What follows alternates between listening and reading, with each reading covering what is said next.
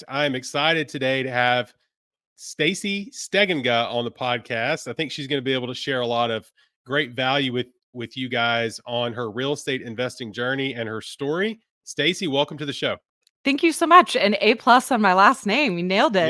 Yes. Stegenga. I got it. Yes. Yeah, the name Josiah is hard enough for people. And then when you couple that with my last name, which is Smelser, when I Yes. introduce myself to people, sometimes they can't tell what I'm saying at all. And Yeah. they say, Joe? Yeah. And I'm The like, blank no, stare. it's not Joe. Like Yeah. Joe it's funny because people want to call me Joe. And that's like, I hate that. I Yeah. like Joe is not what I want to be called. So Yeah. Totally anyway, fair. but yeah, let's get into your story and stuff. So tell us Yeah. how you got started in real estate investing. Tell us, where you're located, what you do, and we'll dive into this. Yeah, absolutely. So I'm a nurse. I've worked in critical care for over 11 years. And I've also simultaneously been serving in the military. Super grateful I'm at 18, so very excited for my retirement. That's But awesome. yeah, thank you. I just moved all around the world, all around the states, worked in multiple different states for nursing. And it was a massive pain point for me that I decided to finally move to Denver, Colorado, which is where I still live. My family lives here and I wanted to be closer to them and kind of finally settle down and get some roots. And when I did that, my income cut in half. Healthcare professionals are paid horribly in Denver.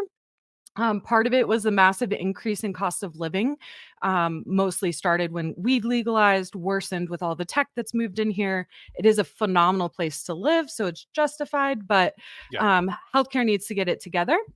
But anyways, I was in my mid 30s when I moved here, and 50% income cut is massively painful when you're an established adult. Yeah. So I struggled massively with it. Depressed. I loved critical care, but I just had this massive breakdown. And long story short, I ended up finding Scott Trench's book, Set for Life. It's what changed my life. I know for a lot of people, it's the Purple Bible, but that was it for me. My favorite thing about his book is that it really goes deep into how we're doing the American dream all wrong.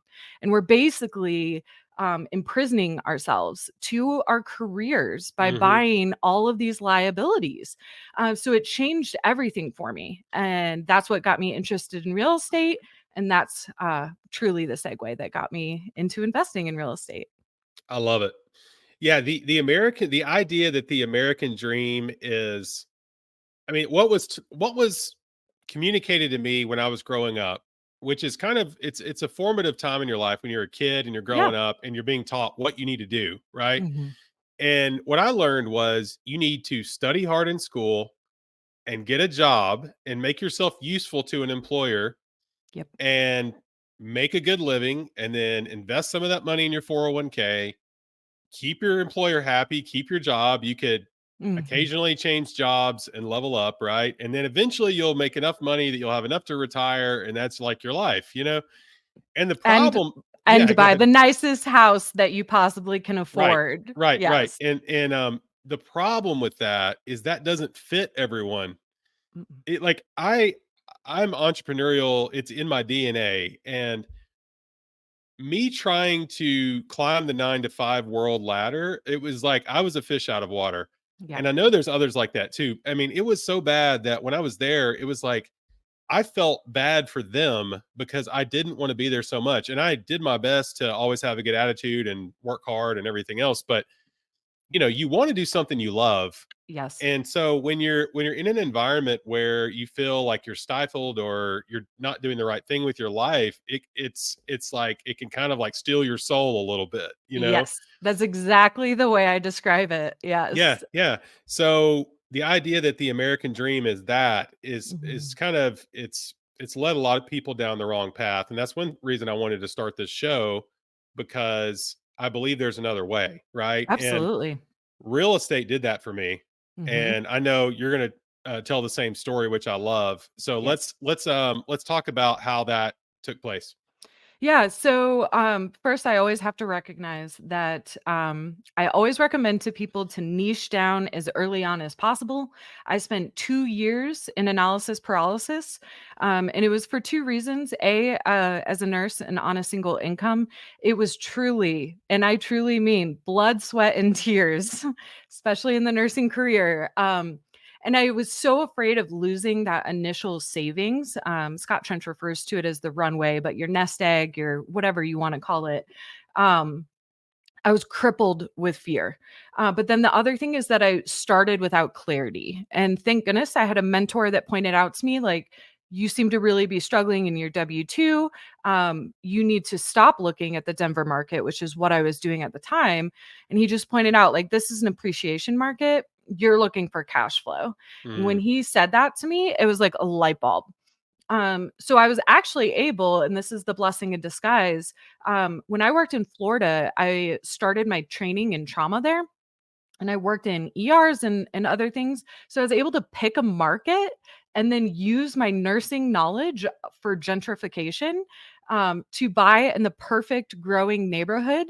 And mhm. it worked out massively before I even realized what I was doing, because I ended up buying a duplex. My first one was in October 2020.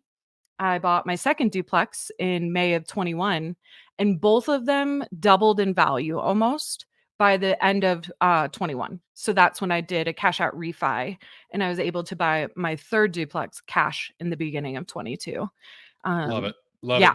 Did you do house hacking on any of those, or did you just buy those as investment straight up? Yep, straight up investments, all long Good. term, 100% occupancy, all inherited tenants, which was a massive potential for a pain point. It turned out to be phenomenal. And yeah, just super grateful. I did move into a house hack in Denver though to help me compound my savings, but Yes. I did not own it. So I've lived in a house hack ever since. Yeah, I love it. I love it. So you figured out, so did you do the burst strategy on this, or did you just save up the down payment and just buy them? Yeah, I saved up Yep. the down payment. I did not end up doing any rehab or updates to them at all. That cash out refi was purely because of the market appreciation, which was that unique timing of COVID and the amount of people that were moving to Florida Yeah, specifically during the time. It was just by proxy of that cascade that I gained so much value without doing any renovations. I love it.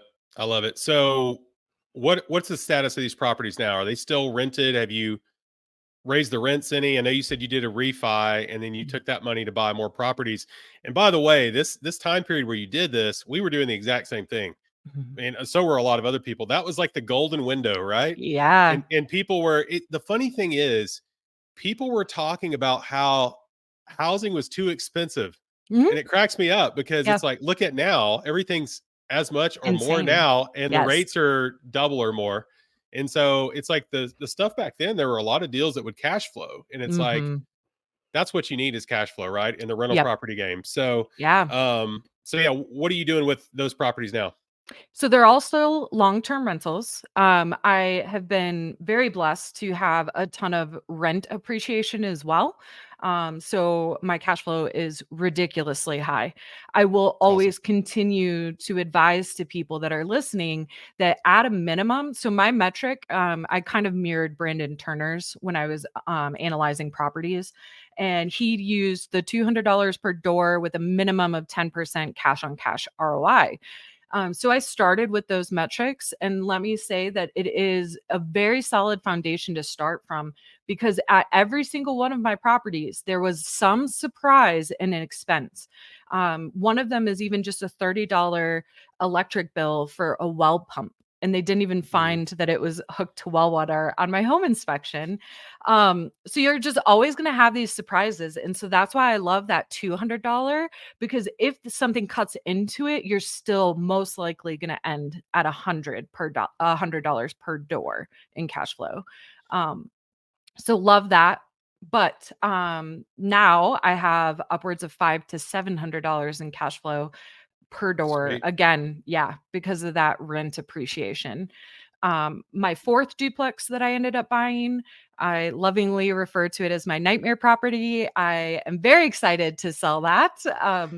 But yeah, otherwise I plan to keep the other three. So what can you tell? I wanted to hit on something you said earlier before we move on, and that is the idea of an appreciation market versus a cash flow market. Mhm. And obviously, the sweet spot you're looking for something that's an appreciation market and a Both. cash flow market. Absolutely. That can be difficult to find, right? But um, take Nashville, Tennessee, for example. That's an appreciation market, right? It's going up Mhm. rapidly. The price is already really high. It's much more difficult to cash flow on a rental property there versus an example where we used to own stuff was Little Rock, Arkansas. Little Rock is a cash flow market. It's slow rate of appreciation, even though you It's know becoming trendy now. I see yeah, it. yeah, yeah. It's The yeah. over the last 5 years, when all the stimulus happened, it obviously started appreciating faster because of inflation. But it is a lower appreciation market, but the cash flow is really good.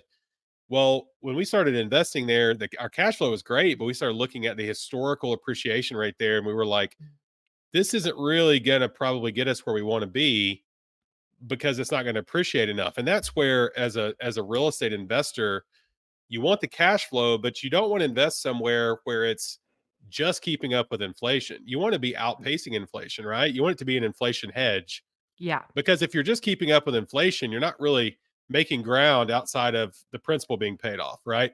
So we looked Mhm. at Fort Worth, Texas, and Fort Worth, and I knew that market because I used to be an appraiser out there.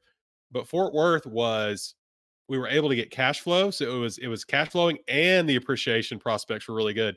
So we moved our stuff out of Arkansas over to Fort Worth, and the stuff just went crazy, and it Yeah. cash flowed the whole time. And I was trying to get $200 a door. That was my line in the sand as well. Some of them did better, some of them did worse, but Yep. like you said, we always had surprises, and that's the thing I would caution single family investors or new investors with going into single family investing. Like, you will have a lot of surprises. Absolutely. Plan for it and have enough money set aside that you can deal with it. And it doesn't come in a straight line. It Mm-mm. comes in massive chunks. So you'll have 1 month where nothing happens, and the next month you gotta fix a water heater or replace an air conditioner or thing that kept happening to us. We kept having gas lines Oh, bust man. under the ground, and the city would make us repair it. So it was like that was like $3,500 every time that would happen, and it was Mhm. with 20 properties. It was like it was happening every other month, and It adds up. it takes away a couple years of cash flow when you add it all up. So yeah, so let's what are you willing to tell us about this property that's been the nightmare property? Yeah, so the biggest component of it was that it's a flip. And I Okay. was buying it, it was supposed to be turnkey. Ah. Yes. Keyword supposed to be. I had the pleasure of taking it down to the studs twice. Oh, fun. Yeah. So the first biggest thing is that going back to what you said earlier about how when you're trying to catch a market because it's on fire, that is exactly what led me into this bad decision. I look back now and I will say it was the most emotional decision I had made in real estate. Up until that point, it was clear cut. I followed the numbers. The numbers helped me take the emotion out of it because there's no reason to stress when you've done a really good job analyzing a property. It either makes sense or it doesn't. You buy it or you don't. This property, though, because the market was appreciating, all the values were going up. It was on the brink of the numbers not making sense anymore. Mm, And so it was a fear type emotional decision. Like if I don't close on this, I'm not going to be able to buy any more real estate in this market. So it was rushed in that sense, or just not made from such a clear place. mm, But then outside of that, the second big failing point was that the seller didn't disclose all the fraudulent work. mm, Florida, I did not know to even consider this, but Florida is not a state where you are required to pull permits, legally required to pull them before work is done. hmm, Therefore, there's no inspection. Or whether it's supposed to be done, the contractors on a very consistent basis do not do that in Florida. You really have to like find one and request for it to happen. Um, my home inspector did not pick up on any of the fraudulent work. They did not disclose the fraudulent work. So the long story short is as soon as I closed, and I mean as soon as I closed, the AC stopped working. That was supposed to be ooh, brand new. mm, Um, and it was just a cascade after that. Everything was wrong. The electrical system, it looked like a 2-year-old mangled these electrical wires. There were open mm, splices underneath the house, just like all sorts of horrendous things. The mm, plumbing was all brand new, looks great, didn't work. mm. Yeah. So, yeah, I'm like, Ouch. I don't know how much you want me to go into. It was a six-figure loss. Oh, Um, wow. yeah, it was, over 103,000 was the last time I added it up. I do need to do that again. But yeah, choosing your home inspector wisely and not making emotional decisions based on fear, are the 2 Mm, biggest takeaways that I can advise to people. And then also knowing what the requirements are for your vendors in your state as far as licensing requirements. I didn't know in Florida, to be a home inspector, you can take like a 30-minute online course and then just pay for an LLC, which is like minimal $75 in Florida. Had no clue until I realized all these massive misses. So, yeah, hmm. being aware of those things. Well, I got really burned. I've we've gotten burned multiple times on different things going wrong in our real estate deals, and like we were talking about before, it is inevitable when you Yeah, do this that you will have something terrible happen. Here's the good news: the silver lining in your story is that you have all these other properties cash flowing, and exactly. you have those properties being paid down, they're appreciating. And even though you have this loss, let's say for some reason you don't get paid back this 100,000, which I hope you do, but even if you lose this 100,000, you're still going to become a millionaire because of real estate. So That's correct. so I want people to hear this, not to think every deal you buy is going to turn out like this. Yeah.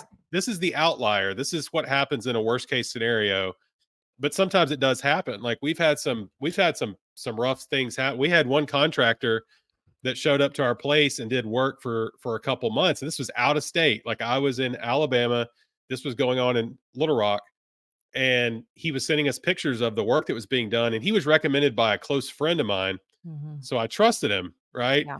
And he took draws, and we were getting pictures, and he took a couple draws, and something just felt off about it to me, and so I hired somebody else to go over there, which I should have done to begin with. This is totally on me. I set myself up for being burned by this, but this was also at the beginning of my real estate investing Yeah. tenure.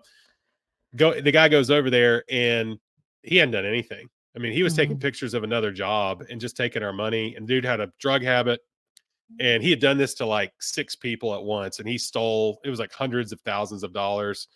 So it was a massive mess. But I learned a good lesson on that. We lost Yep. that money, but the funny thing is that property, we hired another contractor. They finished the renovation. We did the refi, and we still burned out of that property. So, Awesome. including the money we lost. So it's like things can work out. I hope the situation improves for you over time. Hopefully it does. But yeah, I will say this too. You said you made an emotional decision with buying the Mhm. property. That to me is probably the thing in real estate that can get you in the most trouble that Absolutely. I've done before as well. We lost money on a flip one time, and it was I just wanted to flip proper. I wanted to flip houses, and we were having trouble finding leads, and I bought one that I probably shouldn't have bought, and it just everything on it went Blows up. sideways. Yeah, Mhm. yeah. And the funny thing is, we sold it. I think we lost $25,000 or something. Yeah. And if we had just rented that property and kept it, we looked at it now, we would have made like $150,000 on it. So Wow. there is a way to even reposition these terrible deals where they actually will make you money eventually. Yep. But sometimes it's best to just cut your losses and move on, you know? Absolutely. And So that's the point where I'm personally at because it's more of a yeah. time factor than Yeah. anything for me. But yeah, I fully recommend that you try to hold it as long as it makes sense, but for Yeah. me it's just the time cost is so extreme at this point, Right. so. Right. Okay. So tell me what you do full time right now for a living. So I actually am down to part-time. Oh, part time. Okay. I've almost finished replacing my income. Okay. So I only work 20 hours as a nurse Okay. currently. Yeah. Okay. So you're doing 20 hours as a nurse, and then the rest of your time is spent building your real estate business pretty Yes. much? Sweet. Pretty much, I did take over management of all of my properties this year Okay. because I'm doing real estate professional. Yeah. So Smart. excited, yeah, excited about that. But it was helpful for that. And then I'm also working on my first commercial acquisition for multifamily. So I spend Nice. a lot of time, yeah, researching and doing stuff for that. Yeah. So let's talk about the benefits of being a real estate professional and qualifying as a real estate professional. Yeah, Tell me absolutely. why you made that decision. So a huge part was actually to recoup some of my losses. I consider myself very blessed to be a nurse and to be able to sustain a six-figure loss. But it was extremely hard on me Oh and my yeah, bank account. yeah, It completely drained my reserves. So that was a massive reason. And then also because I am trying to make my way out. So just having that tax benefit for my last year in my W-2. So I hope. yes. Those were the big reasons. I also, it was like a perfect juncture of pain points, was having a really big issue with property management. Mm, And so it was just extra incentive for me to take over the property management, learn all of the lessons to be learned with property management, but then also be compensated with that tax benefit. So it was that trifecta that I decided to do that. that's awesome. Yeah, the tax benefits of being a real estate professional, of qualifying as a real estate professional, are very attractive. So for those Yes. of you who are not aware of this, um, take for instance one of my vacation rental properties. Like the last one we bought, I think it was 2 point it was like 2 point close to $2.4 million. Okay. Mm. 20% of that deal goes to the land. So 20% of 2.4 is 480,000. So the rest, so 2.4 million minus 480, we'll call it 500,000. Yeah. 2.4 minus 500,000 is 1.9 million. That can be depreciated. Okay. Now Mhm. you can accelerate the depreciation and you get a third of that 1.9 million that can be taken in this year. It's 80% of that one third that can be taken in year one. And if you're a real estate professional and you're spending more than 50% of your time during the year on real estate activities, you can take that accelerated depreciation and it can cover over all of your income. Yes. If you're unaware of this and you want to talk to somebody, go talk to a CPA that's knowledgeable about real estate. But this is the massive benefit to being a real estate professional, is there are massive tax savings available to you if you do it Mhm. right. Now, if you've got a full-time W2 job and you're doing that, it's going to be challenging to qualify for it. That's why I'm saying make sure and go talk to somebody so you can make sure you're doing all this right. Because I am not a CPA, so don't just go off this. Go talk to a professional on it. But the tax benefits in being a real estate professional are awesome. And so I'm sure Mhm. you're experiencing that right now since you're doing the part-time nursing thing and then doing real estate. Yes.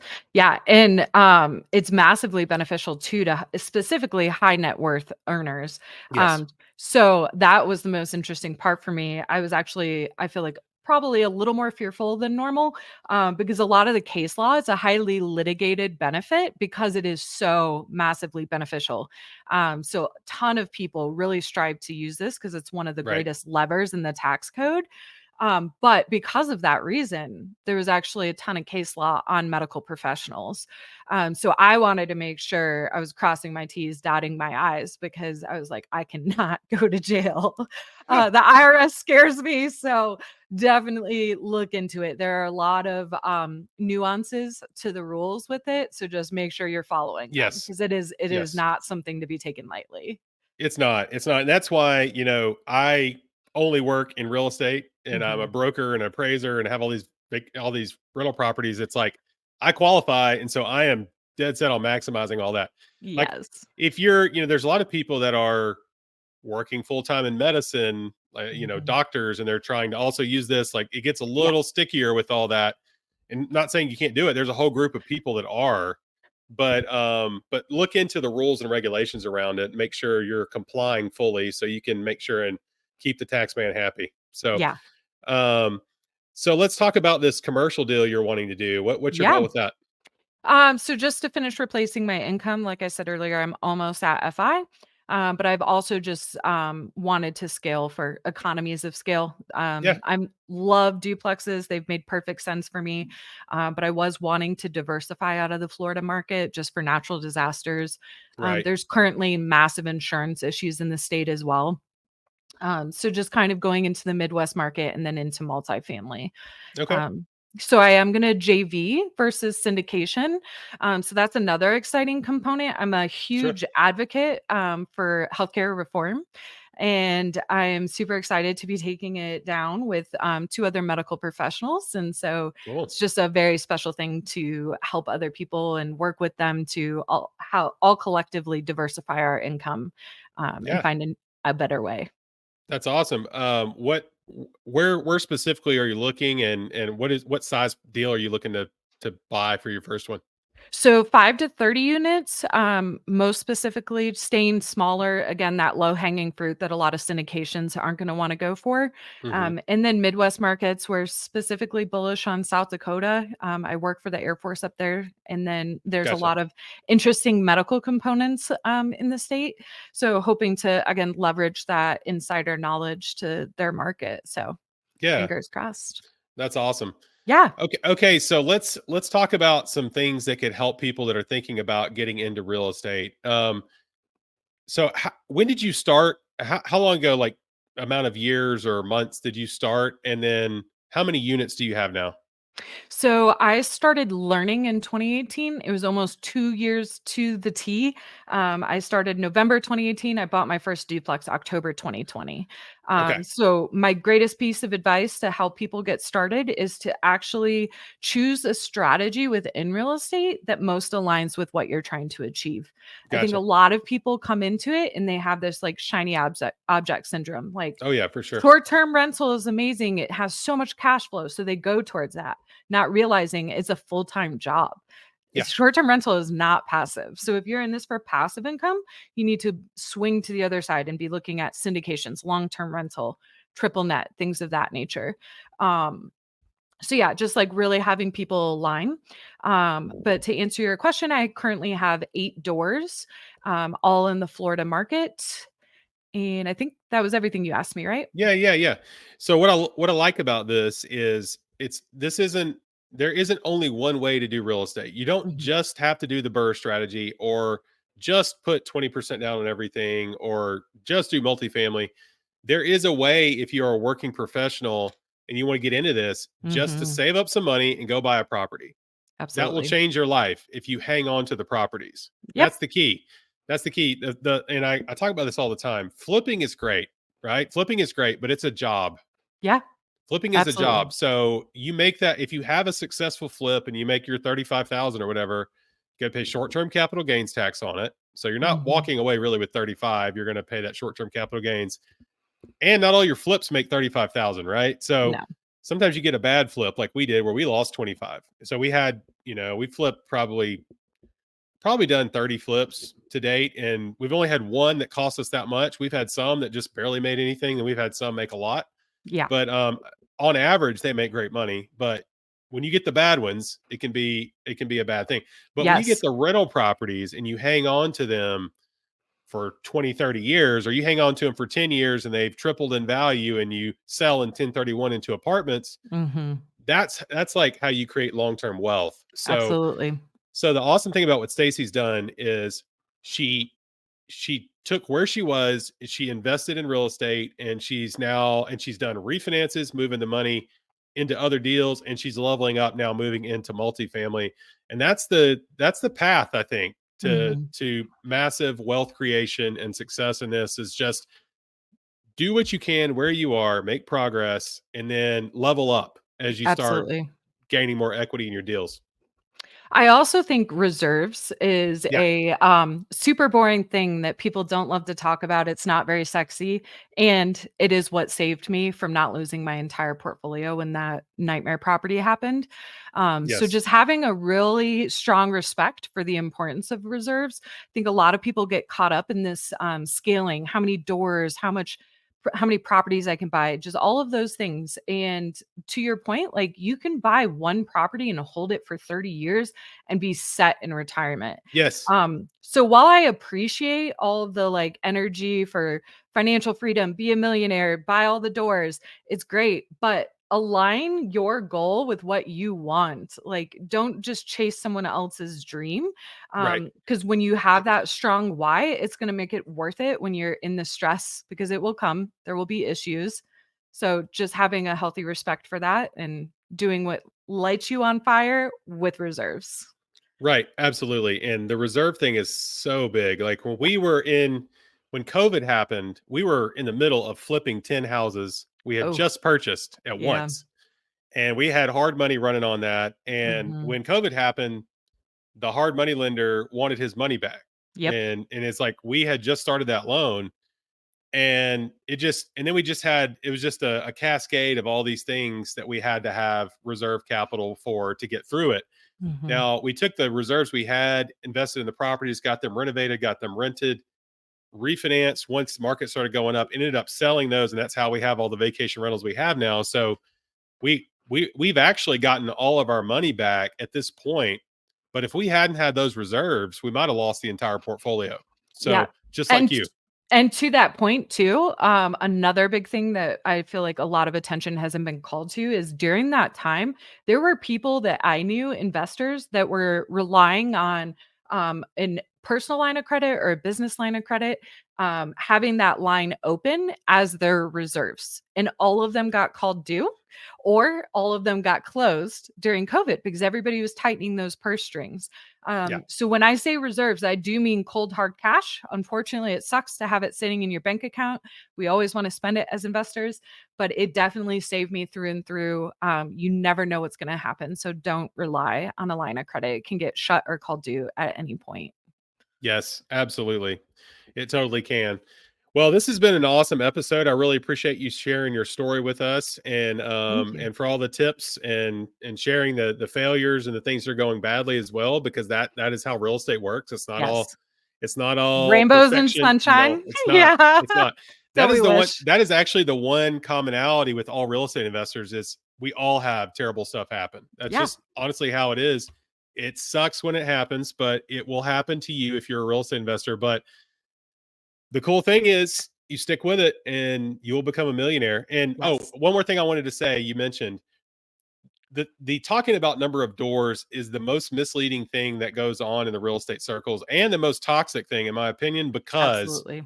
because somebody will say I own 200 doors and 50 million in real estate, and Yep. you look into it further and they did a syndication and they own 3% of Yep. 30% because they syndicated. And so they actually have ownership in that like 200 doors. They actually, when you boil it down, it's like they own like two doors, Yes. and they own, they actually have ownership in like $500,000 of real estate or something. Yep. So it's like take our portfolio for example. We had 20 properties back before we sold it all and went to vacation rentals. We had 20 single family houses in Fort Worth. Those were worth $5 million, but I Wow. owned it with my business partner. So if I said I had 20 doors, it doesn't sound like I'm making as much progress as the guy that's got 200 doors. Yeah. But I had 2.5 million in real estate then, and this other guy's got 200,000 or 300,000. Exactly. So that's why you don't get hung up on how many doors people have, because it is a vanity metric. Mhm. And be be leery of people that are advertising vanity metrics, because Yes. typically they have they have the hat but not the cattle, right? Exactly. So anyway, it's like, be like you were saying, be true to yourself. Just figure out what you need to do and do it. Don't worry about what everybody else is doing around you. There's always going to be somebody that's being more successful than you. And there's always going to be people that haven't gotten to the point that you're at. So just be humble, try to make progress, and don't get caught up in the vanity metrics. Yes. Yeah, and I do think it's easier for you to achieve and make progress when you're following somebody that aligns with what you're trying to achieve. I I think agree. that was the biggest mistake. I was following like massive famous people like Brandon Turner, phenomenal person, but like when I'm starting and I have 0 doors, why am I trying to learn from somebody that has 500? So just really appreciating that there are things to learn from people that only have 5, Yeah. and you can more easily model after them, achieve that success, and then try to be like Brandon Turner. Yeah. Well, and Brandon Turner started with zero, just like everybody else. And Exactly. somebody gave the advice the other day. I heard this and I loved it. They said, find somebody that's a level up from where you are Yep. and follow what they're doing to be successful, Yep. And that makes a lot of sense. Like if you've got 20 doors, find somebody with 50 doors. Exactly. If you've got no real estate, find somebody that's got 5 in the last 2 years Yep. and like see what they did, because there's a big difference in 0 and 5. There's a huge Yes. difference, you know what I Yeah. mean? And the person that's got the 5 doors, they figured out how to make traction, and that's where it's at, because Yes. you can apply that same principle to get you from 5 to 200. Exactly. So Yeah. I was like, there's no need to reinvent the wheel in real estate. It's truly modeling is perfect. You can just do what everybody else did. exactly, and the Mhm. market gives you windows for things, like the golden window that was there while everybody Mhm. was saying the That we didn't market's even realize. well, it's just so funny because everybody was saying the market's overpriced. I heard that when I started in 2018 is when we started building our portfolio, Mhm. and everybody was telling me it was overpriced, and we got deals all day long. Yep.